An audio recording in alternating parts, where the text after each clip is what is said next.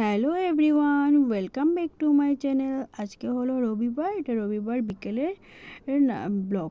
দেখো, রবিবার আজকে বিকালে বানানো হবে ব্রেড চপ। ব্রেড চপ বানানোর জন্য 1 প্যাকেট ব্রেডকে গুঁড়ো করে মিক্সচার গ্রাইন্ডারে গুঁড়ো করে নেওয়া হয়েছে, আর 1 কাপ দেওয়া হলো কর্নফ্লাওয়ার, সাথে ধনেপাতা কুচি, কাঁচা লঙ্কা কুচি।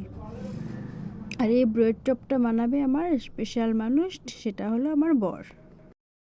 এই ব্রেড চপটা আগেও একদিন বানানো হয়েছিল, খেতে কিন্তু অনেক টেস্ট হয়। এটার ভিতরে চিজ থাকে, চিজ দিয়ে বানানো হয়। দেখো, ধনেপাতা কুচি আর হলো পালং শাক কুচিটা দেওয়া হয়ে গেলে ওখানে দেওয়া হচ্ছে চাট মশলা।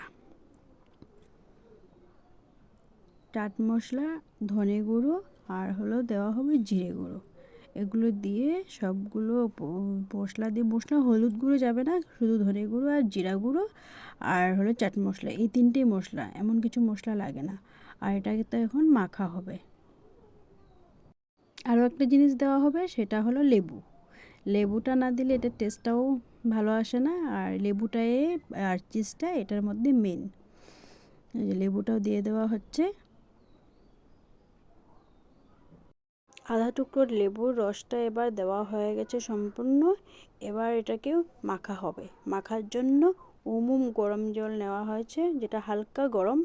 আর হালকা গরম জল দিয়ে মাখলে এটা বেটারটা ভালো হয়। তার জন্য বেটারও বলবো না, এটা ডো তৈরি করা হবে, যেরকম আটা মাখা হয় সেই রকমই আটা মাখার মতনই, যতটুকু আন্দাজ মতন জল লাগবে অতটুকুই দেওয়া হবে।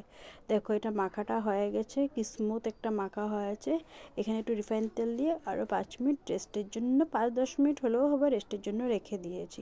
তারপর গোল গোল করে লুচি না, লুচির থেকে ছোট ছোট করে হাতে দিয়ে চ্যাপটা করে নিয়েছি, ছোট ছোট করে। আটার গুল্লা যেরকম হয়, আটার গুল্লাটাকে একটু হাত দিয়ে চেপে চেপে বড় করে এটার ভিতরে চিজের টুকরা ভরে এবার মুখটাকে বন্ধ করে দেওয়া হয়েছে।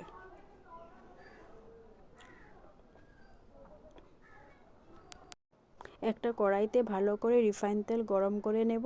তারপর আমি গ্যাসের আঁচটা ছোট করে দেব। ছোট করে দিয়ে তারপরে এগুলো চপগুলোকে একটা একটা করে ছাড়বো। ছাড়ার পর আস্তে আস্তে করে ভাজবো। যত তুমি আস্তে ছাড়বে দেখবে, তুমি বুঝবে চপ তো যেরকম চপ বানানো হয় ওরকমই। যত তুমি আস্তে আস্তে মানে করবে, তত ভিতরটা মানে সেটা চিজটা ভিতরে মেল্ট হয়। তার জন্য বলছি একটু আস্তে আস্তে করলে ভালো হয়। দেখো, এটা হয়ে গেছে রেডি। যদি এই রেসিপিটা তোমাদের ভালো লেগে থাকে তাহলে চ্যানেলটা একটু সাবস্ক্রাইব করে দিও, লাইক কমেন্ট করে দিও।